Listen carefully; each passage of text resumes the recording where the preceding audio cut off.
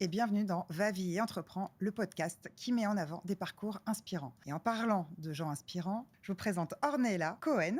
Voilà.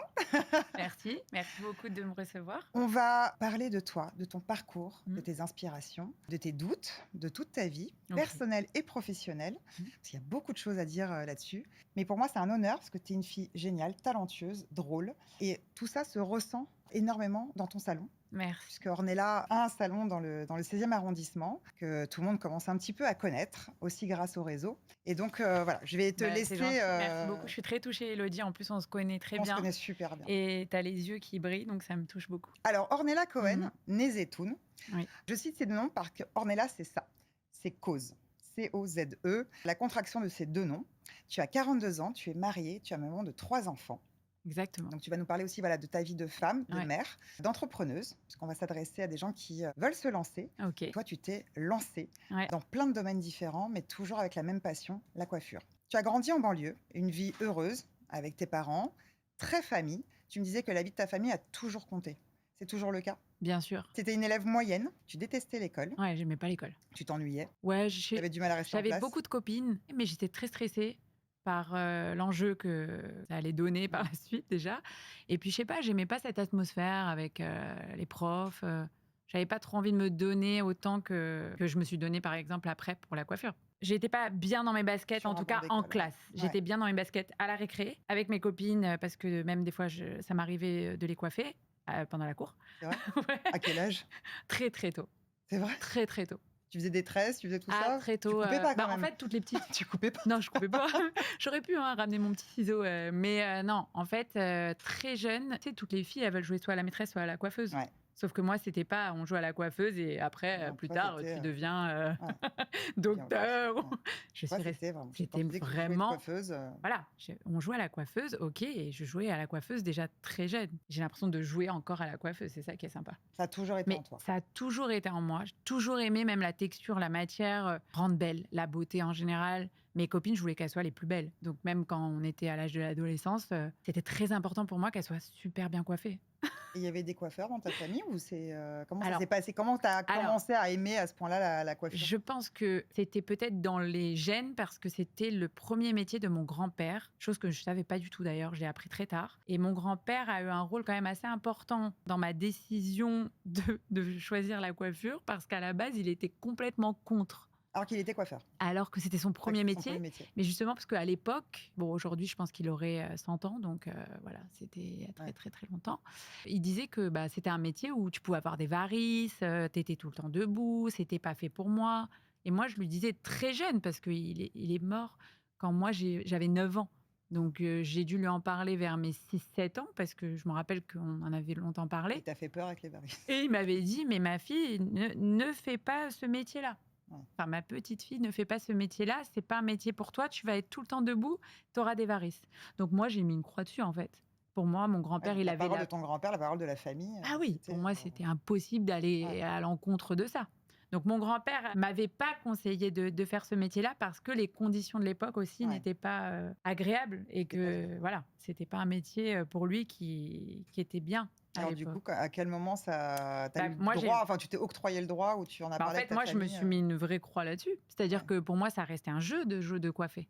C'était plus du tout dans mon avenir, la coiffure. Donc ça restait un jeu de petite fille ou même d'ado quand tu coiffes tes copines, mais c'était plus du tout envisageable pour en faire un métier. Sauf qu'un jour, c'était quoi, fin de seconde, fallait que je choisisse un peu mon avenir, mon orientation. Et là, la question, c'était soit j'allais vers un parcours, on va dire, technologie, chose que je n'avais pas du tout envie, parce que j'avais pas envie de faire un métier qui me plaisait pas déjà. Et puis, je me voyais pas du tout choisir, voilà, il y avait rien qui me branchait. Soit, fallait que je redouble pour étudier l'éco-gestion à l'époque, c'était. Donc, il fallait être bonne dans toutes les matières, chose que j'étais très moyenne. Bref, donc c'était ça, voilà. Les deux orientations ne me plaisaient pas. Et je me rappellerai toujours, c'est ma mère qui m'a dit « Mais Ornella, tu veux faire quoi ? Tu veux faire quoi ?» Tu t'es lancée, tu lui as dit. Et là, je lui ai dit « Tu sais très bien que mon rêve, c'est de faire de la coiffure, mais c'est impossible. » Et elle me dit « Mais pourquoi ?» Et je lui ai dit parce que Pépé, il voulait pas. En plus, c'était son père. Et elle m'a dit « Comment ça, Pépé, il voulait pas ?» Le gros secret que j'avais gardé en moi. J'ai dit Pépé, il voulait pas du tout. Donc, c'est... Et là, elle me dit, mais c'était son premier métier, il était dans des conditions où il était tout le temps debout, c'était... c'est travailler à la chaîne tout le Voilà, temps. puis Il n'y c'était avait pas agréable, il n'y aucun... avait pas de reconnaissance sur les coiffeurs, c'était un sous-métier, voilà. C'était un peu un sous-métier à l'époque. Donc lui, bien sûr, quand je lui disais ça, il me disait, laisse tomber ma fille, choisis autre chose.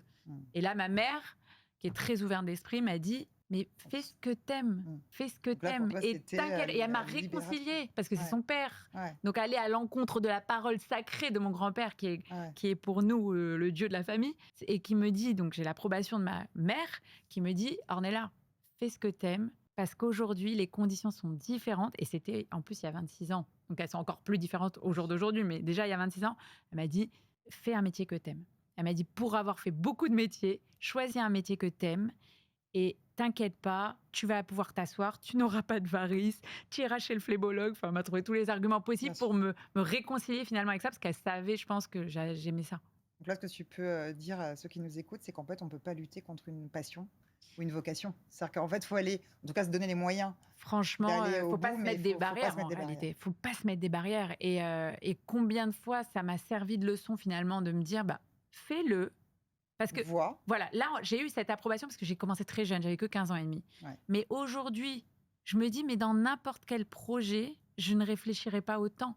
Je me dis que si mon cœur me dit de le faire, il faut le faire, en fait. Et du coup, donc, ta première expérience dans un salon, c'était à quel âge? Elle était folle, ma première expérience. Pourquoi? Raconte-nous. Non, mais ma première expérience était un peu folle. J'ai eu une première expérience où je suis rentrée dans... Alors, ma mère, donc du coup, m'a appris tout de suite les choses en main parce qu'elle est très, très réactive, ma mère. C'est une de ses qualités. Tu vas nous en parler avec ta maman tout à l'heure. Voilà. Très réactive, elle prend le téléphone, tac, tac, tac. Elle me trouve une journée dans un salon de coiffure en banlieue, à côté de chez moi, et me dit, écoute, voilà, tu vas commencer, si tu veux, tu fais une journée, et puis à l'issue de la journée, on voit vraiment si c'est ce que tu veux faire, ou bien si finalement tu préfères réfléchir à tes études et tout. Bonne stratégie, tu me diras, pour commencer. Une journée d'essai, voilà. Ça, on prenait pas vraiment de risques. Et elle m'a déposée à 9h. Elle est venue me chercher à 18h30, 19h. Elle était pressée de me retrouver, j'avais que 15 ans et demi, les bagues, la coupe d'Ophélie Winter, les cheveux plaqués comme ça. J'avais 15 ans. En 1060. Ouais. Taille basse. Les buffalos. Les buffalos. Les tarquoines hyper serrés. Et donc, elle me voit et elle me dit, ma fille, allez, ça y est, ta journée s'est bien passée. Ouais, allez, on rentre. Je lui dis, mais pas du tout. J'ai pas fini. Elle me dit, mais comment ça, il est bientôt 19h. C'est une journée d'essai. Je lui dis, non, maman, elle a besoin de moi, hein, la patronne. J'y retourne. Donc, j'ai fait poireauter ma mère jusqu'à 21h. Parce que c'était la nocturne et que j'étais tellement heureuse, en fait, j'ai tout fait ce jour-là. Je sais pas, la patronne, elle m'a laissé tout faire. Limite, j'ai coupé les cheveux. C'était fou. Donc, super première. Ça t'a conforté dans ton choix, en fait. Ah bah, complètement. Je me suis dit, c'est bon. Mais c'est ma vie, en fait. C'est même pas mon métier, c'est ma vie, la coiffure. Donc ça, c'était ton premier jour dans ce salon-là. Ça t'a conforté. Et après, en fait, en parallèle de tes études, tu as dû forcément faire un peu d'apprentissage quelque part. Ouais. Donc, tu as commencé à être dans des gros salons, des petits salons, c'était plutôt quoi? D'après, alors moi, comme tu dis, je suis très famille, c'est-à-dire que la vie de ma famille compte énormément pour moi. Et j'ai ma tante, du coup, la sœur de ma mère, qui n'avait pas pu faire coiffure, malheureusement pour elle. Qui était frustrée, qui a tout mis sur toi. Qui était assez frustrée, et parce que mon grand-père, à l'époque, lui déconseillait elle aussi. Et du coup, elle me dit, Ornella, c'est génial et tout, c'est trop bien, tu vas faire de la coiffure pour moi, du coup, va dans les plus grands salons. Donc, du coup, on avait frappé au plus grand salon de l'époque, qui était notamment Jean-Marc Magnatis. Et donc, j'ai fait mon apprentissage là-bas. C'était très classe, Magnatis, à l'époque. C'était super. Je me souviens que tout le monde... C'était classe, et c'était surtout très avant-garde des techniques, parce qu'aujourd'hui, les techniques que j'avais apprises chez Magnatis il y a 25 ans sont encore d'actualité sur beaucoup de choses. La coupe sur cheveux secs, par exemple, je l'ai appris chez Magnatis, et c'était les premiers. Moi, j'ai été formée aussi par Jean-Marc Magnatis, donc c'était un honneur de dingue. Alors, attends, avant tout, Ornella, faut que tu penses à une date qui est importante pour toi. D'accord. C'est une date qui, voilà, ça peut être personnel, professionnel, ce que tu veux, une date en tout cas marquante, soit dans ton début d'aventure, soit quand tu étais plus jeune, soit la création de quelque chose. Bref, c'est à toi de voir une date importante, et je vais la changer tout de suite. Ok. D'accord? Donc, je te laisse réfléchir le temps que je me lève. Ah bah je l'ai. 11 février, voilà. C'est la date de mon premier bisou avec mon mari. Oh là là! Ah ouais! Et en plus, c'était notre chiffre, le 11. J'avais 19 ans. Le 11, à chaque fois le 11. Et ma fille aînée, Sacha, est née le 11-11. Ah oui, d'accord. Ah, effectivement. 11 novembre. Donc... T'as pas ouvert un salon le 11? Dans le 11e? À 11h? J'aurais pu. Franchement, je pense qu'il aurait cartonné. C'est quoi le département du 11? Je sais pas. Il doit y avoir un truc avec le 11. Il doit y avoir un truc en le tout cas, 11. voilà, le 11, c'est vraiment un chiffre pour moi qui me... Comme quoi, en fait, on rejoint encore. C'est-à-dire que ton boulot, c'est ta vie, en vrai, sur beaucoup de choses. Mais comme quoi, même une date, c'est sur le perso. C'est ton mari. C'est-à-dire que ta famille, c'est vraiment ton point d'ancrage. Ils font partie de l'aventure cause, quoi. Pour moi, je suis riche de tout lorsque je suis avec ma famille et qu'on a la santé. Alors, j'ai l'air de vraiment la vieille cruche quand je dis ça, mais pour moi, c'est vraiment l'essentiel. Et après, tout est, entre guillemets, accessoire. Bien sûr, il faut de l'argent, il faut du travail, il faut un toit, évidemment. Maintenant, je pense que sans eux, t'es pas... Sans eux, voilà. Alors, on va revenir sur ta première expérience professionnelle. Tu as quand même donc commencé dans des gros salons qui sont aussi donc, voilà, des grosses machines aussi où on peut broyer les gens, puisque, surtout les jeunes qui commencent. Je pense que ça ne fait pas vraiment de cadeau quand tu commences dans un gros salon comme ça. Et que tu avais quel âge à ce moment-là quand tu étais 15 ans et demi. 15 ans et demi. La coiffure, de toute façon, en général, tu commences par... C'est ça. C'est vraiment très difficile. Et je pense qu'il y a beaucoup de métiers comme ça où dès que c'est manuel ou même, je pense, dans beaucoup de métiers, les débuts sont difficiles. Ouais.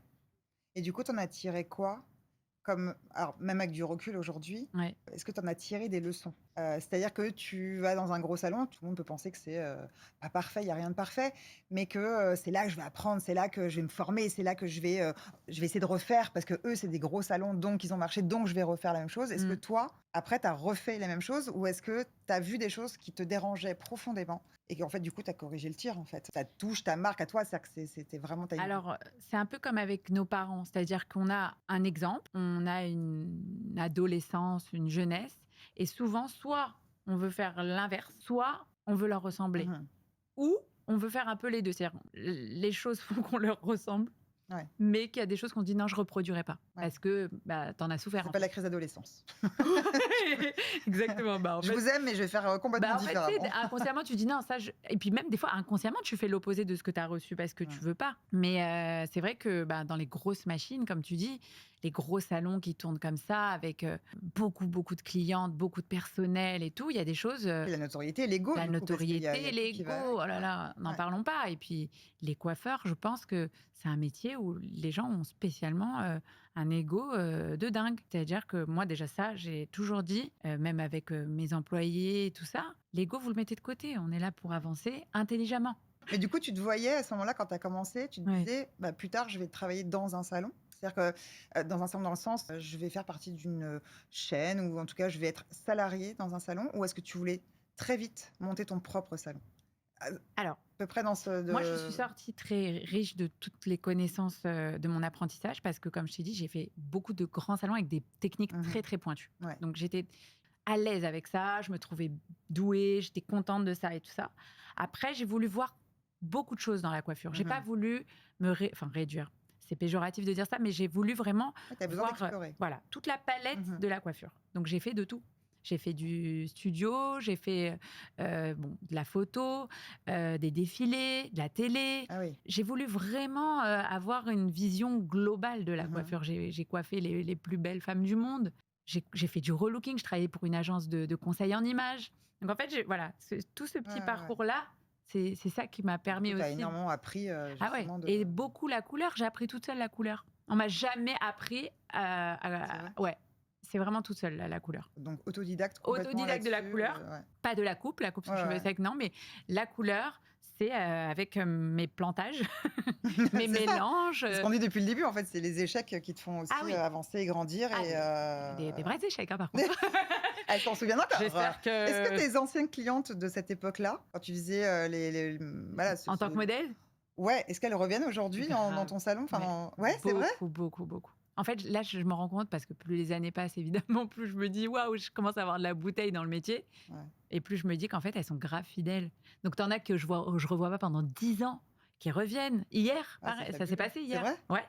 J'ai une qui venait au début, que j'avais ouvert le salon du 17e, et que je revois, on se saute dans les bras, mais elle me dit, j'habite un peu loin et tout, mais bien sûr, je t'ai pas oublié. Et celles que tu as ratées, elles reviennent pas? Celles que j'ai ratées, c'était souvent les mamans de mes copines, alors elles m'en veulent pas, ça va, elles sont mignonnes.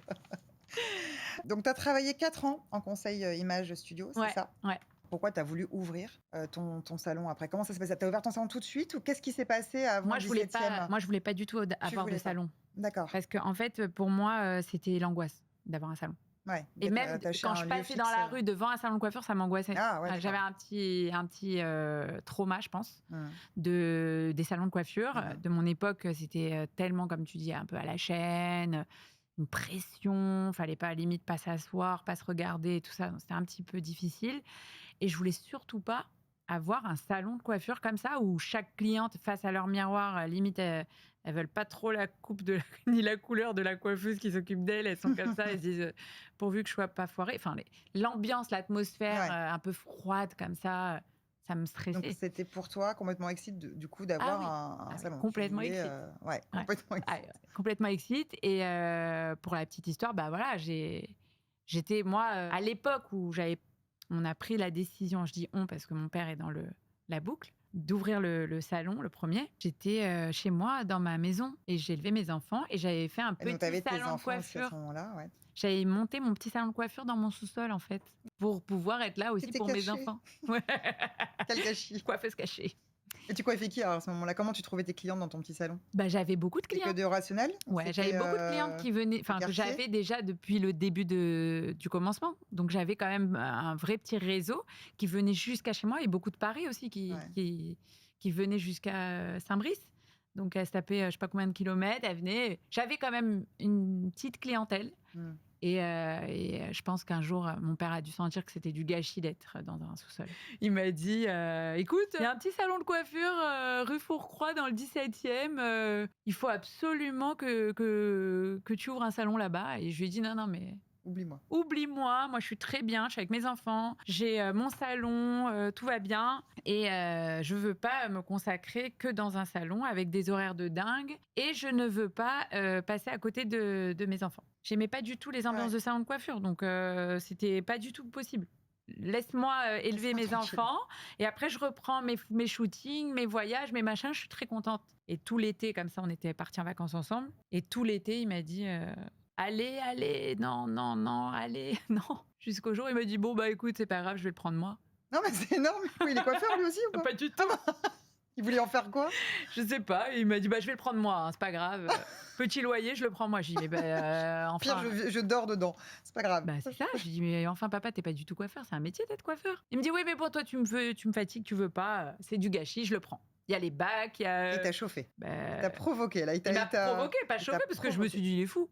Je me suis dit il est timbré. Et on était en vacances, je me suis dit mais il va me rendre dingue. Je lui ai dit bon vas-y ok, je le prends ce salon, je vais pas te laisser gérer un salon de coiffure alors que tu n'es absolument pas coiffeur. Tu n'y connais rien, c'est pas possible, c'est pas envisageable. Surtout que moi je suis coiffeuse, je peux pas te laisser faire ça. Je savais que c'était un plantage très, total. très drôle, c'est très très drôle. Ton destin s'est joué sur une provocation de ton père, quoi, presque. Complètement. C'est incroyable. Il m'a dit je le fais. Je lui ai dit bon, ok, donc je vais le faire. Parce Il l'a senti ce lieu en plus, quoi. Moi, pour le coup, je le connais. Ah oui. C'est là où on s'est connus, dans ce salon. Exactement. C'était marqué de ta patte, quoi. C'était l'ambiance, la déco, tout. C'était déjà toi. C'est encore plus toi aujourd'hui, parce que tu as évolué forcément avec les années, mais c'était vraiment le début de cette histoire-là pour le grand public, en fait, parce que tu n'étais plus dans ton sous-sol, donc j'étais vraiment lancé. Et ça t'a fait peur, économiquement parlant, de devoir, même s'il n'était pas énorme, le loyer, le loyer n'était pas mais quand énorme. même, c'est le fait de... Économiquement parlant, pour être honnête, ça t'a fait peur ou pas? C'était pas un enjeu de dingue. Ouais. Donc j'étais bien sûr que j'avais quand même mes petites économies que j'ai mis sur le tapis, et mon père aussi. Et on avait fait mich à l'époque. On avait dit allez, c'est une idée qu'on fait à deux, on va faire tout à deux.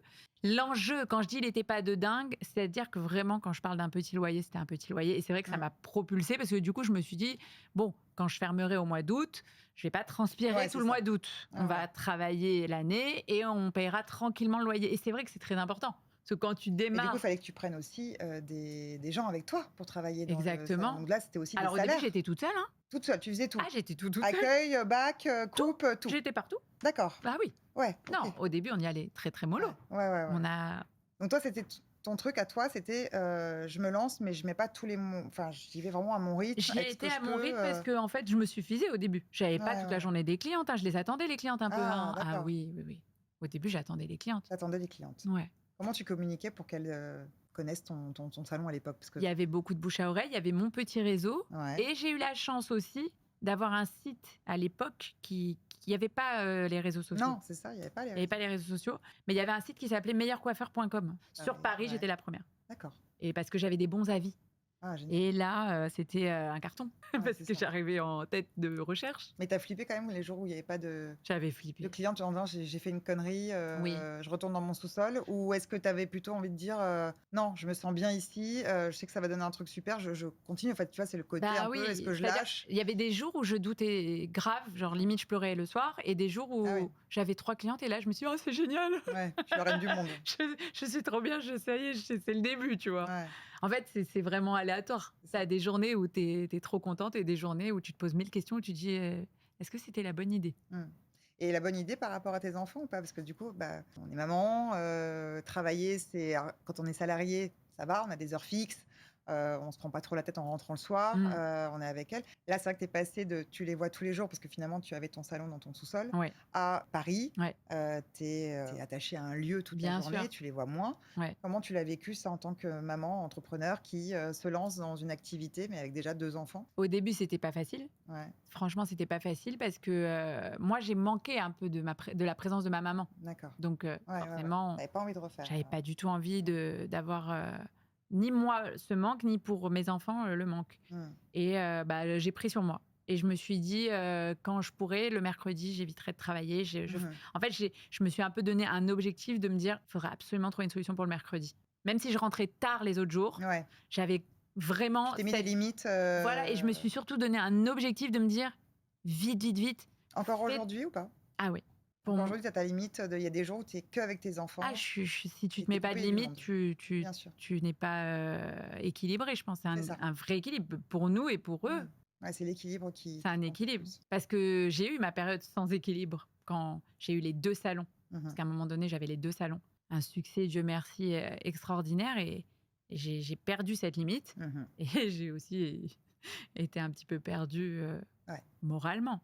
Ouais, mais c'est bien justement d'être allé dans le côté un peu obscur pour voir que tu as besoin de ça pour... tu as besoin de ta famille pour... C'est-à-dire que du coup, je me suis remise mes petits objectifs d'équilibre et de vie, parce que même en tant que femme, on a besoin de temps. Bien sûr. Parce qu'au début, mon temps était consacré qu'à mes enfants. À un moment donné, il y avait ça, c'était très bien. Tu n'avais pas l'équilibre du travail. Mais ça suffisait plus. Ouais, bien sûr. Ça suffit plus parce que tu n'as pas que toi, tu as tes enfants, tu as toi et tu as ton mari. Et il n'y avait plus de temps. Ça, c'était dur. C'était une petite période c'est pas non plus, un peu burn-out que j'ai eu. Ah, t'en as fait un? C'était pas un burn-out, mais c'était un limite burn-out. Heureusement que j'ai été très bien aidée à cette période-là. Et j'ai été coachée par un homme extraordinaire, malheureusement, qui ne fait plus partie de ce monde, mais qui était extraordinaire. Je vais le citer quand même parce que c'est quelqu'un qui a énormément compté pour moi, c'était Jean-Yves, et qui m'a vraiment aidée justement. C'était un ancien champion du monde de boxe qui avait des conseils incroyables et qui a vu en moi le potentiel et qui m'a donné une force. C'est un mindset de sportif pratiquement que tu as eu besoin. Exactement. Tu as eu besoin pour t'en sortir. Ouais. Et il m'a surtout mis dans la tête que si je ne suis pas là, il n'y a rien. Parce qu'à un moment donné, quand tu travailles trop, et que tu es trop déçu des gens et qu'il y a trop, tout est trop en fait, tout est dans l'excès. Malheureusement, on sait ce que c'est, tout ce qui est excessif, c'est mauvais. Et tout était trop dans ma vie. Et à ce moment-là, trop de boulot, trop de clientes. Les 2 salons, en fait, j'avais une charge mentale qui n'était pas possible et j'avais l'impression que vraiment mon corps me faisait mal de partout. Genre, tu me touchais à n'importe quel endroit, j'avais mal. J'ai été voir tous les médecins possibles, ils ne trouvaient pas. C'était terrible. Et lui, il m'a vraiment mis la tête en dehors de l'eau en me disant... D'abord, il m'a redonné confiance parce que j'avais perdu confiance. J'étais tellement fatiguée. Il t'a aidé à t'organiser? Il m'a aidé, alors pas vraiment à m'organiser, mais plus à recroire en moi parce que j'avais perdu, malgré tout ça, j'avais plus confiance en moi. J'avais perdu cette confiance. Je pense que c'était la fatigue et le fait de... Voilà. Et t'avais perdu l'amour pour cette passion de la coiffure ou pas? Non, toujours pas. T'as jamais douté à ce niveau-là en tout cas. Jamais douté. C'est ce que t'as voulu faire et jamais même douté, fatiguée. Sauf pendant mes grossesses. Alors très bizarre, pendant les grossesses, il fallait pas me parler de coiffure. Il y en a, c'est leur mari, moi c'était les cheveux. Mais heureusement, ça a duré que 9 mois à chaque fois. Oui. Mais t'as eu 3 enfants quand même. Oui, j'ai eu 3 enfants, donc voilà. C'était des gens qu'il fallait pas que je coiffe à cette période. Non, je plaisante. On a quand même pas la bouffe, toi, c'est ça. C'est vrai, c'est bizarre. Pas de cheveux. Ouais, c'était bizarre. C'est drôle. T'es associée avec ton père, du coup vous avez une société familiale? Ouais. D'accord. Donc j'ai mon père aujourd'hui qui est toujours avec moi dans l'aventure. Ouais. Et comme c'est une belle aventure, j'ai embarqué ma mère. Oui, ta mère travaille avec toi au salon. Ouais. Alors, qu'est-ce qu'elle fait au salon, ta mère? Ma mère, elle s'occupe de beaucoup de choses. Heureusement qu'elle est là, c'est un vrai pilier. Elle est là tous les jours, de 9h à 21h. À 21h. Non, ma mère, elle s'occupe de toute l'organisation du planning, Ouais. qui est très important dans un salon de coiffure. Bien sûr. Parce que le planning roulement. définit vraiment Bien le sûr. chiffre d'affaires et la bonne Ouais. prise en main des clientes. Donc c'est hyper important. Elle gère très très bien. Elle Ça lui arrive de faire des confirme conneries un peu ou pas? tous les jours. Et tu l'engueules? Est-ce qu'on peut engueuler Tous sa mère les dans le jours. travail? C'est génial. Tous les Tu jours. peux te venger de toute ton enfance. Ah ouais. Genre, toutes les fois où elle t'a engueulé. Mais maintenant, c'est grave. ça. Et des fois, elle me fait. Elle flippe. Et franchement, des fois, elle me regarde, elle me fait à la maison. Comme si on tu habitait vas encore t'en ensemble. prendre une. À la maison ce soir, je te tue. Là, je ne dis rien. Mais à la maison. C'est très drôle. C'est trop mignon en C'est vrai. très drôle. Ouais. Ouais, donc association avec la Ma mère, elle c'est est vraiment là, au cœur du sujet. elle fait les gâteaux toutes les semaines pour tout le monde. Elle téléphone à toutes les clientes. Elle est extraordinaire. Ouais, bah, moi, pour l'avoir au téléphone, c'est vrai qu'il y a ce côté humain parfois on n'a pas avec d'autres salons, Ouais. d'autres marques où on appelle, où c'est que sur des réseaux, enfin sur Internet, Bien et qu'on sûr. n'a pas un humain en face Là, de nous. t'arrives Ta mère, elle nous accueille avec des petits gâteaux. c'est la maman. Voilà, C'est la maman. que ton salon, il te ressemble. Et Ouais. il ressemble aussi à ta maman, Ouais. puisque c'est elle qui fait les gâteaux, qui amène les boissons. Il y a la musique, c'est tout. Donc, en fait, tu n'es pas allé chercher très loin un concept, c'est ce que c'est toi. En fait, C'est-à-dire ouais. que c'est ton identité et tu t'es respecté depuis le début, en fait. C'est ça, c'est-à-dire que Moi, je voulais t'es fidèle à toi, à absolument, toi-même. je voulais absolument avoir ce côté très cocooning, Ouais, quoi. C'est pour ça ouais. qu'il y a la table au milieu. Ouais, ouais, On dirait une grande salle à manger où tout le monde se mange ensemble, mais en fait, on mange, mais on se fait coiffer surtout. Ah, c'est ce qu'on apprécie, c'est-à-dire que c'est vraiment authentique. Tu avais peur des salons au début où tout le monde est un peu les uns à Ouais. côté des autres et personne ne se parle Mm. finalement, plus que ça. Et là, c'est vrai qu'il y a une ambiance limite de boîte de nuit chez toi par moment, quoi. Mais Ouais. on peut se lever, on peut danser, on peut chanter. C'est ça. Mais après j'ai c'est ça qui a toujours, fait connaître aussi ton toujours salon. la crainte de passer dans le service pas premium, parce que justement c'est ça qui est difficile, c'est d'avoir un service Ouais. premium, Ouais. parce que je veux quand même que les clients soient hyper bien accueillis avec un service. Ah ben, ouais. On l'est. Je voulais qu'on ressorte de là en se disant mais qu'est-ce qui s'est passé, quoi. Je suis bombe atomique, j'ai passé une super C'est ça. après-midi avec des copines que je connaissais pas il y a 3 heures. On sait même plus où on est quand on est chez toi, en fait. On n'a plus de notion du temps. C'est vrai que ce mot revient souvent même dans les avis et tout. Je suis trop contente parce que c'est pas un salon de coiffure comme les autres. Donc ça, c'est un peu le conseil que tu pourrais donner pour les entrepreneurs qui veulent se lancer, Ouais. quels qu'ils soient, en fait. Je pense qu'il faut mettre de l'ADN dans ce qu'on fait. Il faut mettre de l'ADN. Franchement, moi, je sais que ce qui m'a démarqué, entre guillemets, c'était plutôt d'avoir un salon de coiffure qui ressemblait plus à un magasin de déco au départ, Ouais. avec la table au milieu, pas de produits. Je voulais surtout pas d'affiches avec écrit des marques de coiffure. J'ai jamais voulu avoir 10 produits de revente parce que je voulais pas faire supermarché. Donc, je voulais me démarquer déjà par le style du salon. Mhm. Et je voulais je voulais me sentir bien, en fait. Et quand toi, tu te sens bien Bien dans sûr. l'endroit où tu bosses, Bien sûr. tu accueilles les gens dans ton univers et tu attires les gens comme toi. Ouais. Puis tu es heureuse d'y aller le matin, en fait, tout simplement, d'aller travailler toi. Tu es en fait. heureuse, les gens ils se sentent bien accueillis parce que toi aussi tu es bien. Donc ça me fait plaisir de savoir que toi, en tant que cliente aussi, tu le ressens. Je sais, de toute façon, on s'est éclaté il y a quelques jours. Il y a quelques jours, on ne dira rien. Mais ouais. Donc dans le 17e, tu étais toute seule. Tu étais un peu frileuse aussi par rapport aux dépenses que tu pouvais faire, ce qui est normal. À partir de combien de mois ou d'années tu as commencé à engager du personnel? Tu as attendu d'être vraiment dans le positif ou c'est... Alors, la chance que j'avais, c'était d'avoir un petit loyer. Quand je parle de petit loyer, c'est moins de 500 €. D'accord. J'avais vraiment un petit loyer. Ouais. Voilà. Ouais. Donc, ce qui m'a permis, moi, de me dégager un petit salaire quand même. C'était pas fou du tout, mais c'était quand même un petit Au bout salaire. de combien de temps tu as pu te dégager un petit salaire? Très vite. Très Premier vite. mois. D'accord. Ouais. Dans le salon du 17e, Ouais. premier mois. Premier mois, D'accord. mais salaire minimum, hein. Et j'ai employé, je crois, le 2e mois Ouais. ou le 3e mois, un truc comme ça, mais ça remonte un petit peu. Juste une personne Mhm. que j'avais pas gardée très longtemps non plus, mais c'était pas par rapport à l'argent. Ouais. C'était plutôt parce que voilà, ça allait Ça pas. fonctionnait pas. Ça fonctionnait pas. Mais j'avais la capacité, au bout de, on va dire, 3-4 mois, d'embaucher une personne. Mais encore une fois, c'était aussi parce que j'avais un tout petit loyer. Ouais, un tout petit loyer qui t'a Donc, permis au prorata, je pense que si j'avais un loyer, on va dire, normal pour l'époque, par rapport au local que j'avais et l'arrondissement, je pense que j'aurais pu attendre au moins 1 an. Et au niveau de ton activité, tu as eu des baisses à un moment donné, vraiment dans le sens où tu as eu peur, tu as douté, tu t'es dit je revois beaucoup de choses, ou alors ça n'a fait que en fait augmenter? Non, Ça n'a fait que ouais. augmenter. Il y a eu des plateaux. Hein. Oui, bien en sûr. mode Covid. Et tu jamais eu de peur vraiment viscérale de ah là là, on n'est pas bon, on n'est pas sur les bons chiffres. Non, moi, c'était plutôt les appels. C'est-à-dire que dès que je sentais qu'il y avait moins d'appels au salon, j'étais en mode remise en question totale. Le téléphone, il sonne plus là. Il y a un problème. Bah oui, parce que tu passes. Je suis passée de le lundi, quand je venais chercher un truc au salon, j'avais oublié quelque chose, le téléphone sonnait tout le temps. Et à un moment donné, il sonnait plus. Alors j'appelle ma mère, maman. Quoi? Je dis maman, le salon. Je suis passée là, le téléphone n'a pas sonné. Dans la semaine, j'ai remarqué, il a beaucoup moins sonné que d'habitude. Il y a un problème. Du coup, tu Elle me recommuniquais, rassure, elle me dit mais on est là, t'inquiète pas, c'est comme ça, il y a des hauts, il y a des bas. C'est elle, hein, des fois, qui me rassure aussi. Maintenant, j'ai appris à me le rassurer moi-même parce que j'ai écouté ce qu'elle m'a dit. Mais c'est vrai qu'il y a des hauts et des bas. Et puis, il y a des périodes où tous les débuts, par exemple, il va y avoir un début de mois où tu vas cartonner, tu vas dire ouais, c'est quoi ce mois-là? Et en fait, à partir du 20, il n'y a plus personne. Enfin, quand je dis il n'y a plus personne, ça reste quand même convenable. Hein. Mais il se peut qu'il y ait vraiment une grosse vague de clientes et après beaucoup moins. Mais en fait, aujourd'hui, je me rends compte qu'on est spécialisé dans les couleurs. Quand j'ai une très grosse vague de clientes qui font leurs racines ou leurs couleurs en début de mois, forcément, 3 semaines après, n'ont pas besoin. Bien sûr. Donc maintenant, j'arrive à relativiser.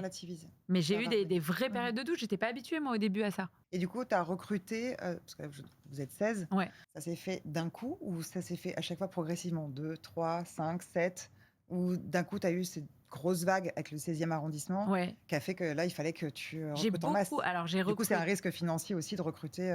J'étais en recrutement progressif, mais lent. Jusqu'à avant Covid. Et après Covid, le coiffeur était devenu tellement primordial que j'ai dû embaucher, mais beaucoup plus. Donc d'un coup, ça a fait un gros boom et j'ai essayé de le maintenir et de rester toujours en sureffectif. Genre, en gros, même si tu doutes de ce qu'ils vont pouvoir te générer comme chiffre d'affaires, bah, tu écrases quand même le truc et tu les prends. En fait, maintenant, je choisis d'être en sureffectif et non pas en pile effectif. C'est un peu ma façon aussi de faire parce que je me dis que je retrouverai bien quelque chose à faire et il y a tellement d'absentéisme, il y a toujours quelque chose, un train, un machin et tout. Les clientes, il faut qu'elles arrivent et qu'elles n'aient pas le problème du coiffeur. Donc, je suis un peu obligée maintenant d'être en sureffectif. C'est toi qui gères tes finances par rapport à ça, les comptes, etc. Ou tu as quelqu'un, tu te fais aider aussi pour mon ça? Père. Ton père. Mon père, il est avec moi dans l'affaire. Donc, lui, toute la partie administrative, c'est lui. D'accord. Mais c'est lui qui va te dire attention, là. Oui. Les feux rouges, les feux verts. Enfin, oui, bien sûr. Et puis lui, quand il y a un recrutement à faire, c'est toujours on se concerte. En fait, c'est vraiment une affaire familiale. C'est ton garde-fou par rapport à ça. Ouais. Mais il m'écoute beaucoup. Et ma mère aussi, en vrai. J'ai souvent le dernier mot. Moi, je me suis toujours posé cette question-là. Comment tu recrutes un coiffeur? Sur quoi il s'entraîne? Avant, je recrutais au CV. C'est-à-dire, je regardais l'expérience, je disais oui, non, très bien, pas bien. Aujourd'hui, je recrute à l'humain. C'est-à-dire que au feeling Pierrette, elle peut venir si je l'adore et que je sens que c'est une bonne personne et qu'elle est motivée, qu'elle aime la coiffure et qu'elle est... Alors, quand même très important qu'elle ait quand même un petit style, qu'elle donne envie. Et que c'est une gentille, qui a un bon cœur, qui est voilà, c'est un bon être humain, et ben j'y vais. Et après, je la forme. Est-ce que tu t'es trompée sur les bons êtres humains qui finalement n'étaient plus bons êtres humains? Est-ce que tu t'es fait avoir? Bah, je me suis fait avoir. Je pense que après, c'est très difficile dans un entretien de 30 minutes de te dire c'est un bon être humain. Les gens se révèlent aussi avec le temps. Donc, t'as été déçue justement par rapport à des... T'as eu des vraies déceptions au niveau oui, des vraies déceptions. Mais aujourd'hui, j'ai une philosophie complètement différente par rapport à mes débuts, par exemple. Dans mes débuts, je donnais tout. C'est-à-dire que je mettais de l'affect, déjà, grande erreur à ne pas faire quand tu es chef d'entreprise, ne pas mettre d'affect. Très difficile, parce que tu es toi-même avec un cœur dans ce petit corps. Et tu as de la peine pour eux, et tu les aimes, et il y a des sentiments, et tu veux les aider, et puis tu les écoutes, tu écoutes leurs problèmes, etc. Aujourd'hui, j'arrive vraiment, et vraiment, c'est un travail qu'il faut faire quand tu veux bien gérer et manager, c'est apprendre à manager. Ne pas mettre d'affect, mais être toi-même. Être humaine quand même. Voilà, être toi-même. En fait, au début, j'arrivais pas. Donc, j'étais devenue limite un robot qui n'avait plus de sentiments parce qu'on m'a dit ne mets plus d'affect, donc j'étais comme ça. Et limite, j'étais une garce. Enfin, ça me ressemblait pas du tout. Moi, tu peux pas faire plus humaine que moi. Enfin, j'aime les gens. Donc, c'était très difficile de me dire ne mets pas d'affect. Et c'était les conseils de Jean-Yves d'ailleurs qui me disaient ne mets pas d'affect. Lui, c'est un boxeur. Et donc, c'était très difficile de trouver la frontière entre j'ai un cœur et en même temps, il ne faut pas que je mette mon cœur parce que cet employé, je lui dois rien, il me doit rien, je lui dois juste un salaire et lui, il me doit son travail en échange. Très difficile. On n'est pas des robots. Donc, trouver l'équilibre de ça, je l'ai trouvé lorsque je me suis dit, OK, n'attends rien en retour. Tu travailles avec eux. Tu leur montres, tu leur transmets ton savoir, tu donnes tout, mais tu n'attends rien et tu n'es pas déçu. Ça n'empêche que si j'ai une employée que je vois qui pleure pour X raison, je peux l'enlacer, etc. Je mets mon cœur, mais je mets quand même des limites à mon cœur. Tu vois ce que je veux dire ? Par exemple, si c'est trop, hop, j'arrive à doser. Des gens, aujourd'hui, t'es comment quand tu dois licencier ? Quand je licencie des gens, c'est dur, ça, toujours à dire. J'ai eu plusieurs sortes de licenciements. Des fois, t'es tellement déçu de la personne que limite, en fait, non, t'as plus de cœur.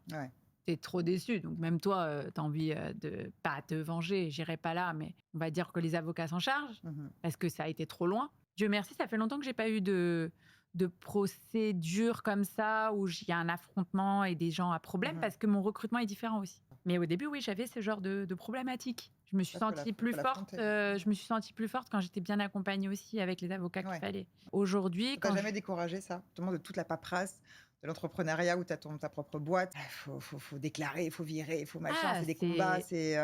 En fait, ce que je dis souvent, c'est que c'est le jeu. Tu veux connaître un succès, tu veux être fier de toi, tu veux représenter une des meilleures coiffeuses de France, et ben tu joues le jeu pour les avantages et les inconvénients, ça fait partie des inconvénients et c'est comme ça. Par contre, je n'utilise pas mon énergie à parler d'un problème des heures sur quelqu'un qui peut m'énerver. Je vais en parler 3 minutes et j'arrête. Tu vois ce que je veux dire ? Je perds plus cette énergie-là qui me paraissait très... C'était des parasites avant pour moi.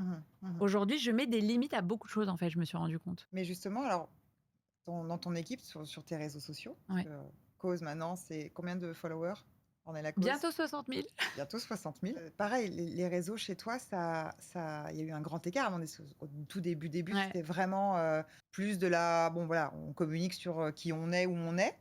Là, aujourd'hui, tu as pris un élan, je trouve, depuis quelques années, de dingue sur les réseaux. C'est-à-dire qu'il y a de la créativité, tu fais du contenu, tu fais jouer ton équipe dedans énormément, tu mets tes clientes, évidemment, en valeur, et à chaque fois, c'est sur une musique différente, avec des transformations de dingue. Tu as fait de la télé à un moment donné. Est-ce que c'est la télé qui t'a donné envie de faire un peu ça, de te mettre en scène toi aussi, plus, parce que tu pourrais juste prendre en photo des coupes de cheveux avant-après, beaucoup font. Non, toi, t'es vraiment... Mais j'ai toujours aimé me démarquer, moi. J'aime pas avoir les trucs que tout le monde fait. Et je pense qu'inconsciemment, j'aime bien la créativité. Alors, pour moi, c'est très bien d'avoir des followers et d'avoir 60 000. Pour moi, c'est pas assez. Bon, c'est perso parce que je trouve que... Ça dépend le taux d'engagement que tu as. Oui, alors j'ai un taux d'engagement, j'ai une super communauté et tout ça. Ça, c'est sûr que j'ai pas de haters. Je sais pas, ça existe ça, de pas avoir de haters ? Apparemment. Je pense que j'en ai, mais ils sont pas méchants. Ils sont pas méchants, Ils sont pas méchants, ils me détestent pas trop non plus, je pense.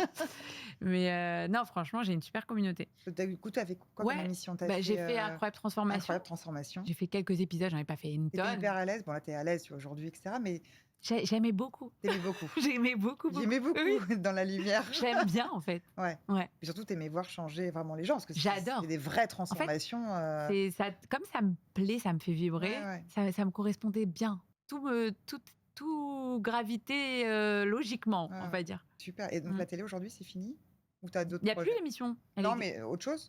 Ah, bah écoute, des projets sur les looks et tout, grave. Parce que j'adore la mode aussi, donc... Ça se ressent dans tes réseaux sur Cause. C'est tout. Il y a ta famille, il y a la mode, il y a la musique, il y a tout ce côté artistique qui ressort énormément. Vers quoi tu as envie d'aller là aujourd'hui ? C'est-à-dire que dans 5 ans, tu te vois comment ? Toujours avec le salon dans le 16e, avec d'autres salons ailleurs, un peu partout en France ? J'imagine qu'on doit te demander si tu veux ouvrir ailleurs. Mais toi, on me demande tout le temps si je peux ouvrir ici, là. Et ce qui est trop mignon, c'est qu'on me dit souvent « Oh, là, tu cartonnerais ». Oh là, tu cartonnes. La première à te le dire. En fait, c'est trop mignon. De la France. En fait, on me dit tout le temps, ah bah là, c'est comme si je pouvais cartonner partout. C'est trop sympa. Et ça repose beaucoup les salons de coiffure, tu peux avoir... Ton image, elle peut être ternie comme un restaurant. Ça a toujours été mon stress. Et c'est pour ça d'ailleurs que j'ai pas gardé le premier salon du 17e. T'arrivais pas à être sur les deux. Bah non, j'arrivais pas à être sur les deux. Et je préférais avoir un qui fonctionne super bien, avec une bonne gestion et le porter et porter mon nom, que d'avoir un qui fonctionne super bien avec un autre derrière qui te détruit. Donc, c'est pour ça, c'est vrai que j'aurais pu me lancer dans les franchises et avoir les yeux plus gros que le ventre, mais je me suis dit, tu sais, c'est comme les maisons qui restent des années, c'est celles qui ont un travail constant. Plutôt que de s'ouvrir vite, vouloir tout vite. Et ok, phénomène de mode. Donc, pour l'instant, tu as envie de rester En avec tout cas, pour mon salon, je n'envisage pas d'en ouvrir d'autres. Ouais. Mais par contre, peut-être faire des prestations privées un peu partout. Ça, j'ai beaucoup de demandes et du coup, oui, là, je pourrais me déplacer. Et tu continues les défilés. Ouais. Là, je sais que tu en as fait là pendant la Fashion Week. La Fashion Week. Ouais. Tu étais sur Etam. Etam. Génial. Tu as Juliette Armanet aussi. Donc, tu l'as suivi pendant les JO aussi, notamment. Enfin, tu la suis partout, mais sur les JO. Donc, tu as des expériences absolument de dingue à ce niveau-là, quoi. J'ai adoré me faire escorter pendant les Jeux Olympiques. Ah, voilà, c'est ça. Tu m'étonnes. C'était la seule qui pouvait avancer dans Paris à ce moment-là. C'était très sympa de se sentir dans la peau d'un grand chef d'État l'espace de 5 minutes pour aller d'un autre bout de Donc, Paris. tu as trouvé ton équilibre aussi comme ça. C'est-à-dire que tu as ton salon, mais tu as aussi tout ce qui est annexe à côté. Voilà, c'est ça. Ça me laisse le temps. Ça te va très bien. Tu vois tes enfants. Voilà, ça me laisse le temps de ne pas avoir trop de routine et de faire plein de choses qui me plaisent et de voir des gens différents. Complètement différent. Autant je m'occupe encore de ma première cliente il y a 25 ans, autant je peux coiffer des très grandes stars. Donc c'est super. C'est vrai que c'est mon équilibre et je pense que c'est ça qui me rend heureuse, c'est d'avoir cet équilibre-là et de ne pas me priver sur d'autres projets à côté. Tu donnerais quoi comme conseil à quelqu'un qui aimerait se lancer en solo, comme toi tu l'as fait? Je trouve ça très bien, déjà. Il faut pas hésiter. Si on en a envie, si le cœur palpite quand on en parle, c'est qu'il faut y aller.